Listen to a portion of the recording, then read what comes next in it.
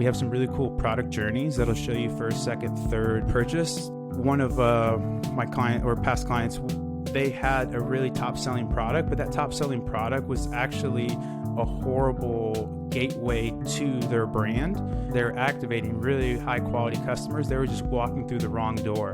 You can flub up in second, third purchases, but that first touch point really has to be on point, especially when somebody's giving you money. So that was something else where identifying kind of better products to put money behind. And then a mode AOV kind of red light where you have to change the economics or just don't play, because if not, you're spending into a loss. There's not much anybody's going to be able to do.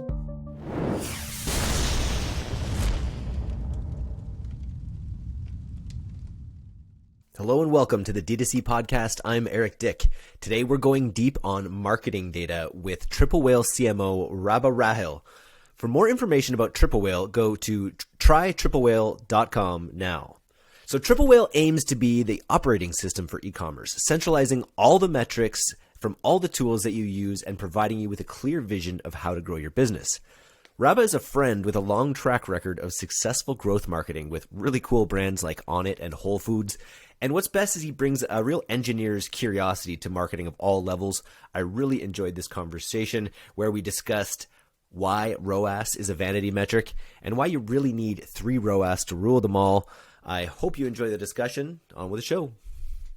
Welcome to the DTC Podcast, Rabah. Let's start with setting the stage. You know, after iOS 14.5, people's reliability in the ROAS metric, return on ad spend metric, on platforms like Facebook and TikTok has been a little suspect. Are you willing to go out on a limb and say that at this point, on platform ROAS is a vanity metric? Yeah, definitely. And I don't even think at this point it's a limb. It's more of like a concrete bridge. It's pretty, I think, kind of to unwind a little bit. What had happened was again, we were kind of talking about this offline, but last 2 to 3 years, there's just been such a bull market in terms of,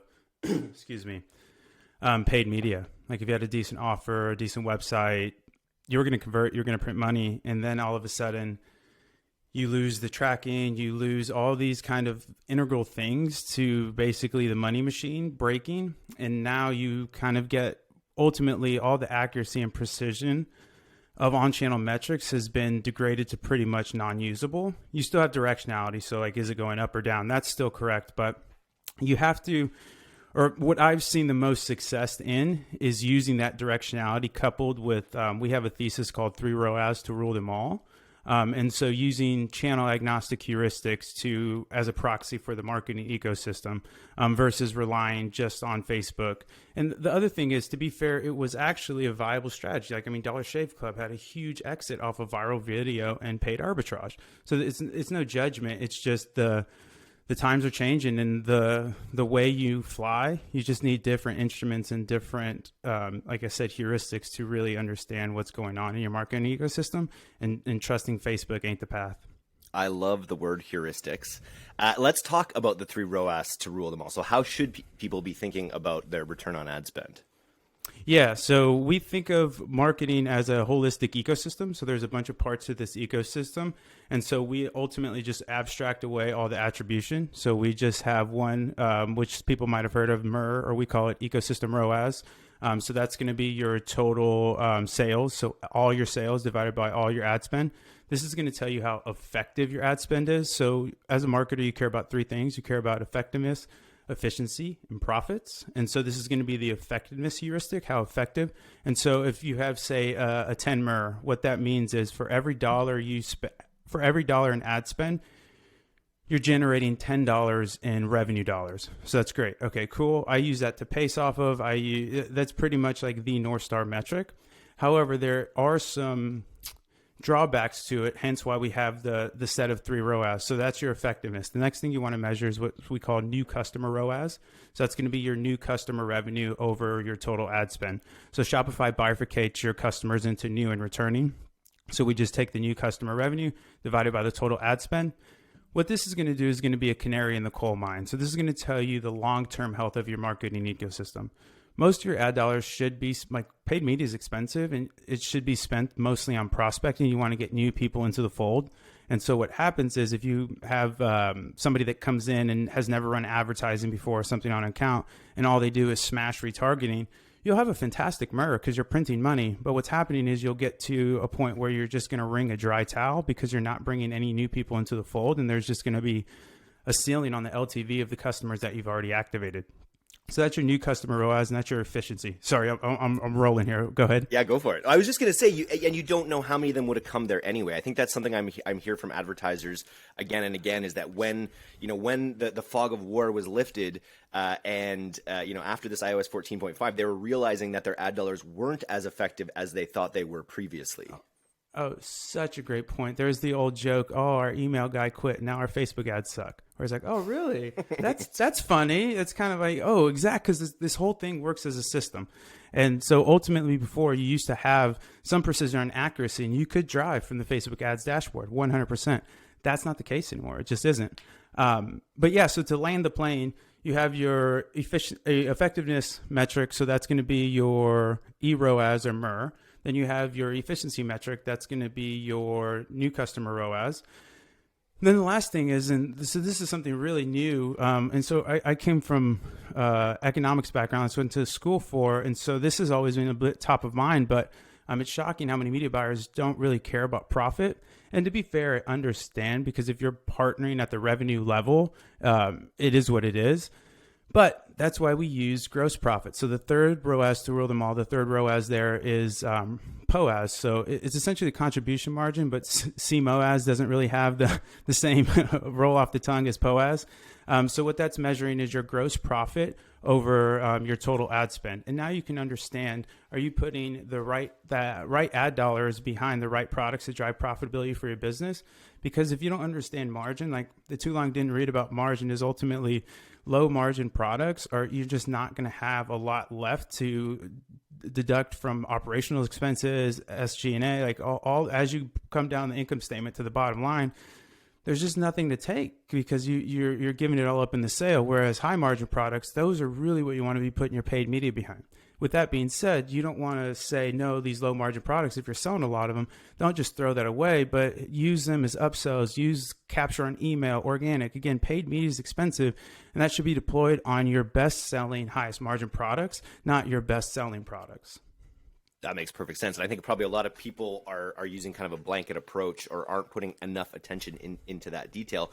So how does Triple Whale then allow you to drill in on individual product profitability with your ads? Yeah, so this is a great question, and this is the kind of line, the abstraction of attribution is a bug and a feature. And so one of the things that 3 ROAS won't give you is that campaign, ad set, and ad level performance. So we are building the triple pixel, which is going to solve that issue. And so it's actually being deployed, I think yesterday is on some of the stores. It's in a beta right now. But the great question there. So to combat that, what you can do is it's essentially OG advertising. So it's incrementality. It's just a fancy word for turning something up or turning something off. And so what you can do if you have a simplified campaign structure, and granted, if you're spending $15,000, $20,000, $50,000 a day, you might have some more sophistications to your campaign architecture.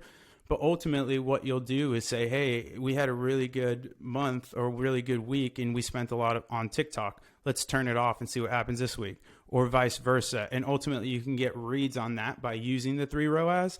But at the end of the day, outside of UTMs and then the triple pixel that's coming, it's really challenging to get a clean read on your ads performance if you are running a fairly sophisticated setup. Again, if you're not, and you're kind of all CBO, bigger, broad audiences, fairly simplified campaign structure, you can run really effective incrementality tests to then really drill down on what is actually driving it. But in terms of like one-to-one attribution, outside of the triple pixel, which is coming, it's pretty challenging because even UTMs, there's a ton of drawbacks with UTMs. Multi-touch attribution is the holy grail, and Pixel had kind of solved it. Or the Facebook pixel had kind of solved that, and now we're kind of back into the dark ages again or almost worse than the dark ages, because something that was once reliable is not anymore. And so there's still some people kind of, the late adopters that are still driving with on-channel metrics that it's just, that ain't the path. Well, I do just not a point on history here, but I think the Dark Ages, they did have some things that they lost in the Dark Ages, so it's probably a fairly apt comparison. Yeah, give it, running water, penicillin, that kind of stuff. Pixel, potato. You might lose it. Now, I wanted to ask, one of the ways you describe Triple Whale is wanting to become an operating system for e-com. Yeah, and I just wanted you to describe a little bit, like, what are entrepreneurs using right now as their operating system if they're not using a product like Triple Whale? Is that sort of like, that's going to be Shopify, GA, it's going to be some sort of triangulation between Google Analytics, Shopify, and your on-platform metrics? What does a dashboard look like for someone who's not using Triple Whale? Great question. So ultimately, this is where I came from, where when I was recruited from Triple Whale, AJ and I were just kind of chatting on Twitter. And I was like, oh, this is what I use. And so what we see most of people using without Triple Whale is usually some like GDS or Google Data Studio setup with some sort of data ingestion tool like that. And so, there's some decent things to that. And quite frankly, you can build some decent dashboards that way. The one thing that, and not to turn this into a product pitch, but the one thing that I found challenging with that is we do some sophisticated analysis on the back end in terms of like cohorting is insanely hard to do on your own. Yes. Doing kind of mean, median, and mode. So we will give you 3 different types of AOVs. Again, we'll give you 60, 90-day LTVs. So LTVs can be a little, quote unquote, easier to calculate, I guess, because you can pull all the data and do that. But what I found when I would do account audits, so I came from the agency life, and so either account audits or kind of dashboard setups, it was just really challenging to get those high level metrics on top of just the work of getting all the stuff together. But the too long didn't read. The biggest thing we see is either people running from spreadsheets proper and just making visualizations in their spreadsheet, or they have like this one spreadsheet to rule them all kind of thing, or they have some sort of data ingestion with Data Studio to kind of do the visualizations and stuff like that. Very cool. And then so logging into Triple Whale, I guess there's probably custom dashes where you can kind of put together the dash that you need. But what goes into an essential dash as far as you're concerned for a D2C brand? Yeah, it's fantastic questions. So we actually have some pre-built sections for this. So everything is customizable to whatever your need is. But the first section I recommend is obviously the 3 ROAS to rule them all. And then we have and then total ad spend. And then as well, so we give you 2 actually looks at MER, kind of like gross profit and gross margin. We give you a percentage MER. And so that's ultimately the total ad spend divided by the total sales. And so it's the same end game. It's just a ratio or a percentage, versus an absolute. So I like to look at that as well to see like, oh, I've spent 7% of my revenues on paid media or 10% or whatever. And so, but those 3 rows to rule them all. Then I like my Shoppies metrics. So I'll take my total sales, orders, AOV, kind of the usual suspects there in Shopify. And then I'll have an aggregate roll up of my customer mix. So new customer revenue, new customer CPA, blended CPA. So I have my customer mix there. And then below that, I'll have my Klaviyo. So I want to know how much is my email contributing to my marketing ecosystem. And then I'll have the splits in terms of revenue per email and revenue per campaign. So I can also know, am I sending enough campaigns or are my flows inefficient? And then from that, I'll have my SMS, so attentive, and then any of the paid channels I'm live on, we'll have those actual channel metrics in there with a lot more robust stuff. So Facebook, Pins, Google, Snap, TikTok, any of those channels will be in that. And so that's kind of the flow of the dashboard where I kind of have the more high level stuff that I care about so I can pop in. And then as I go down, it gets a little more intricate and nuanced in terms of the metrics I want to see. Very cool. And you mentioned 3 ROAS to rule them all. I love any Lord of the Rings puns you can kind of build in there. You also mentioned 3 looks at AOVs. I didn't notice a good Tolkien pun on that. But what are the 3 looks at AOVs that you give? Not a Tolkien pun, but a Steve Martin pun. It's the 3 Amigos, if you've ever seen a movie. Yeah, totally. Classic. Yeah, exactly. I'm old enough for that. Me too. Yeah, perfect. Okay, you get the reference. Beautiful. Yeah, so fantastic question. So ultimately, there's 3 ways to look at AOV. One is mean AOV. So this is kind of a little small stats lesson, but mean AOV is just kind of proper AOV. It's going to be your total conversion value over your total conversions. Okay, cool. Essentially the average. Then we give you a second cut, and this is going to be the median AOV. So that's going to be the center of the data set. So 50% of the purchase values are below and 50% of the purchase values are above this purchase value. And then the third cut, which is really important, especially for paid media, is the mode AOV. That's going to be the most frequent value in the data set. Why this is important is kind of if you think about a bucket and that bucket is full of purchase values, the most purchase values or the mode is the most purchase values in there. And so if you grab the purchase value out of that bucket, probabilistically, it's going to be a mode purchase value.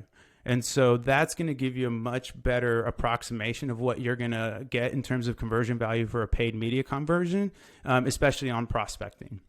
And so normally there's not a huge variation. Normally you'll see a pretty healthy, like say 150 is the mean, and then the mode will be in the 115s and that works. But I've had a couple clients back in my past life with agencies where they'll tell me they have a $50 AOV, but their mode AOV is $20. And so $50 you can make work on paid, but it gets really, really felt, especially this product had a longer purchase cycle as well. So it's not like fidget spinners or something where you can just sell somebody 10 a day kind of thing. It was something where it was a personal care product. So anywho, always look at the mean AOV, mode AOV, and median AOV. The way we like to think of things is thesis building. So we try and stay away from beliefs. Beliefs make you emotional about things. And when you're emotional about stuff, you'll have bias, and you already have enough bias.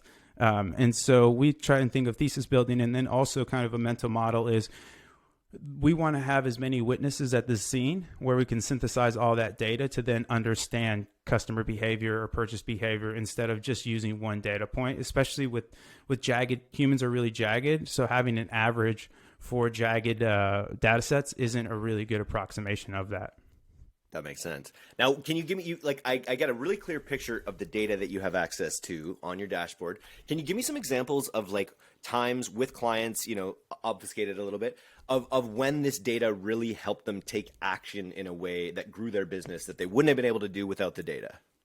Yeah, so it's a fantastic question. So kind of going back to that mean median mode, that was one where basically this guy made $1 million last year and lost 22K net. And so like that wasn't the path. And so when I dug through the data, it's like, well, one, we're overspending, and two, we're spending in economics that aren't tenable. So that was one where it was just having a conversation with the client saying, hey, this data is showing this, and these economics just don't work on paid media. We're just going to be light 100 bills on fire. So what we can do is bundle and just only promote X, Y, and Z for paid media. And so that was one. Another one was we have some really cool product journeys that'll show you first, second, third purchase. They're Sankey diagrams, super dope. One of my client or past clients, they had a really top selling product, but that top selling product was actually a horrible gateway to their brand. And so what was happening there is they were activating really high quality customers. They were just walking through the wrong door. And so once we pulled the paid media away from that to another product where the product journey has identified, like, this is a great product. People love it. They're purchasing it 3 times. There's growth in subsequent cohorts. Like, life is good here. And shifting that ad spend into not just revenue watching, but really what product is generating the most value and the best brand touch point for that first person is really, really important. You can flub up in second, third purchases, but that first touch point really has to be on point, especially when somebody's giving you money. So that was something else where identifying kind of better products to put money behind. And then a mode AOV kind of red light where you have to change the economics or just don't play, because if not, you're spending into a loss. There's not much anybody's going to be able to do. Smart. Now, let's talk a little bit more about Triple Pixel. You mentioned it earlier. Is it now available for people listening to this podcast? This will go out in like a week or so. Is it available for people? A week or so, no. A week or so. It'll probably close by then. We have, I think, 5 spots left. We will open up. So we'll be taking a wait list again, but we had a 200 person beta for it. So get in now, or maybe we'll open it up. Who knows? We'll see when we post it. But we're generous people here. So Triple Pixel is ultimately trying to solve the first party data issue of not having to spin up your own tech stack to track all your own data. On top of that, we're layering that and marrying it with all the triple whale tech already with Triple Whale proper, so all the business insights. And so ultimately it'll become that really e-com OS where you're going to be able to, in the future, not getting too far ahead of myself, but we really want to abstract away the ads manager and you be able to kind of run the whole show in Triple Whale. So we'll start allowing to push ads from Triple and stuff like that. That's coming in the future. But what the Triple Pixel will do is bring back the attribution for you. And so ultimately you're going to have first party data across all of your channels. And so now this is a mix of UTM tracking, pixel tracking, and doing some basically tech wizardry. We'll also give you different attribution models. So we'll give you last touch, last platform touch, first click. And then we're also working on, I think we're giving you 5 touch points, and then you can custom weight each touch point in terms of participation for how the conversion should be spread about. So yeah, it's really exciting. It's really cutting edge. If we can pull this off, it's going to be really awesome. We have it live, I think, on 100 stores right now. And the data is really, really, really promising. And so ultimately, you won't even have to care about what your channel metrics say. You can just use your triple pixel ROAS and then pace off of that, run it off of that. Amazing. And I imagine CMOs out there who are listening to this, like you made a point in the pre-interview about the role of the CMO, the evolving role of the CMO. What does a tool, a dashboard like Triple Whale do for the modern CMO? Yeah. So not even to 100% the CMO, but the other kind of thing we're talking about where the industry is going. I think that we have this thesis called the mini CM, the era of the mini CMO, and ultimately you're going to get these really skilled up media buyers understanding how a profit and loss sheet works, understanding what contribution margin and understanding gross profit. And so what this does is it just gives you all the tools to just go. Whereas basically I had to grab all the data, you have to get all the permissions for all these different platforms, and then you have to blend that data, and then you have to be good at Data Studio, and then you have to be good at design, and then Data Studio breaks all the time. It's free, it's amazing, don't get me wrong, but so there's all these things that you get to a point where it's where are you generating value? Are you generating value with this kind of individual contributor execution work where you're just gophering stuff together? Or are you generating value at the strategic level, the tactical level, the vision and understanding like, hey, that's a red alarm. That doesn't look good. Or, hey, we're really crushing it here. Let's ping this over to the client. And so it just alleviates a lot of that nonsense. And it's super economical as well in terms of price point. So that's what it'll do for kind of people in that place. The other thing is, again, kind of all that stuff is a little bit doable, but the business intelligence stuff gets really, really challenging to do, like time between sales cycles. So we have purchase time between first order, second order, third order, again, cohorting, LTVs. Like you can do it, but one, you have to be really high level, and two, it's just a lot of work that it's like so cool. You can blend data and play with spreadsheets. It's like, that's not what I'm paying you for. I'm paying you for actionables that from my marketing data, not putting the data together. And so we kind of bridge that gap and alleviate some of that cost. And I feel like so many entrepreneurs in this space like don't have the classical financial training. You know, I bet a lot don't necessarily know how to read a balance statement. And when it comes to these like advanced metrics, cohort data, it's probably not intuitive for people to think about this. So to have it prepackaged, I think that's one of the reasons that Klaviyo has done so well, obviously, is they've just sort of took that use case of e-commerce and packaged all these usable things that just are good out of the box. And is that a way to think about Triple Whale as well, in terms of like it's fairly easy to set up? It's like you get into it, and once it's set up, it's pretty set it and forget it. Yeah, absolutely. And so those are kind of the two, and that's such an eloquent way to put it. And that's exactly kind of the path we're wanting to go down. There's 2 value drivers, like I said. So there's that daily summary. The daily summary takes a little bit of setup, but if you don't want to set anything up, we have pre-built sections where it's like 7 clicks and all the sections I described to you will just be preloaded. And then the second place is that business intelligence suite, really robust, really crazy, interesting stuff about the customer behavior, purchase behavior, et cetera. That's automatically set up. And then if you do operate at the net profit level, all your COGS are imported in, and then we also have a ShipStation integration. So if you're using ShipStation, you can automatically integrate your shipping costs, and then you can import your shipping costs pretty easily as well if you have like a 3PL or something like that. Very cool. Now, we just passed Black Friday, Cyber Monday. We're still heading into the holidays. You're sitting across probably multiple accounts. I just wanted to ask, if there's any insights that you've taken from Black Friday, Cyber Monday about the approach that advertisers kind of using Triple Whale were able to implement this year that you think all advertisers should be doing. Yeah, so I don't know if it's all advertisers, but I did see a lot of success of actually spending up to Black Friday and then kind of pulling the brakes. I think when you get into discounting, it gets really challenging again to make the economics work, especially if you're discounting against your top buyers, where it's like that. So the people that we saw have the most success were people that were doing more so threshold discounting, where buy $100 and get X product or Y product or something like that. That was a much more viable pathway. To be fair, some people had some great Black Fridays that did spend into oblivion. Looking back at some cohorting data, I mean, Black Friday absolutely works. I guess the biggest takeaway for me is the way I see Black Friday is essentially it's a money grab, and B, you're pulling sales forward. So what you want to do is, one, make sure that money grabs is as efficient as possible. Because to your point, you don't want to get into you're handing out like ads, like tickets when they're walking to the cash register. Like that's not causal, right? Like just correlative, where they're just like they were going to buy anyway. So why are you even paying to do that? On top of that, you're promoting a discount. So by definition, you're going to get less money from this purchase than promoting a non-discount ad. So you start to get some deterioration in the economics there. But like I said, I think it's a money grab, make it efficient, and then also see how you can get more people into higher value products, such as either bundles or something that has a really high repurchase rate, or even subscriptions.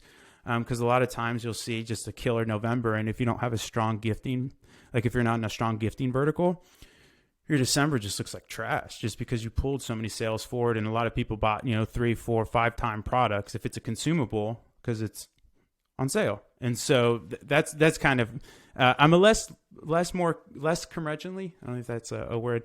I'm less bearish on Black Friday than I was. I thought this Black Friday was going to be an apocalypse, and it was actually across all accounts pretty decent. One thing I will say is Facebook does, like, you look at your Klaviyo and Facebook metrics, and it's like you have 10 times the amount of money in your Shopify account. You're like, what's going on here? Where's all this money coming from? So I think Facebook is a lot less effective than people think on Black Friday, Cyber Monday. I think it's really great to use it for prospecting and kind of get more people into the fold, and then really turn up your email and so on and so forth. That is actually, to tidy it up, one thing I did see in the data that was really cool. The people that came in through Black Friday last year through a cohort, so last year's cohort, they actually spent a ton of money, but they weren't worth that much up until that Black Friday. So it might take a 10 to 12 month payback period, 11 month payback period, but they actually were worth a sufficient amount of value. Super interesting. You've used a lot of great words in this podcast. I think I heard svelte earlier is not a word that's been uttered on the podcast, especially in the context you used it in, and I really appreciated it.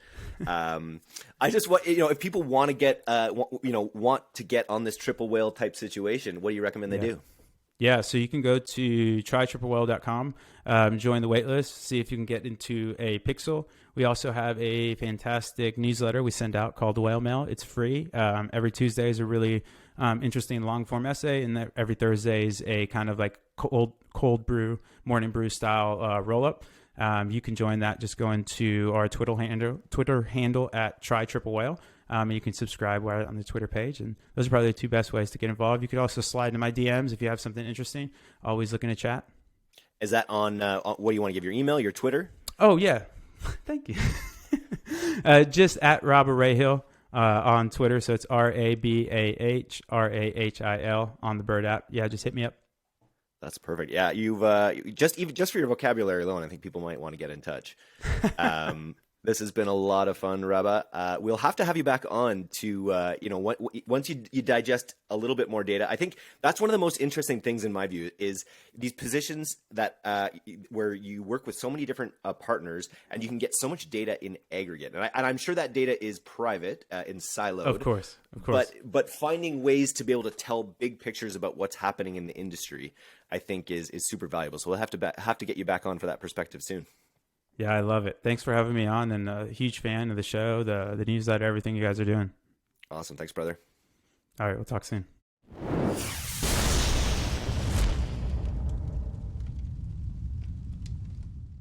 Thanks so much for listening to today's episode. If you're not a subscriber to our newsletter, you can do that right now at direct-to-consumer, all one word, .co.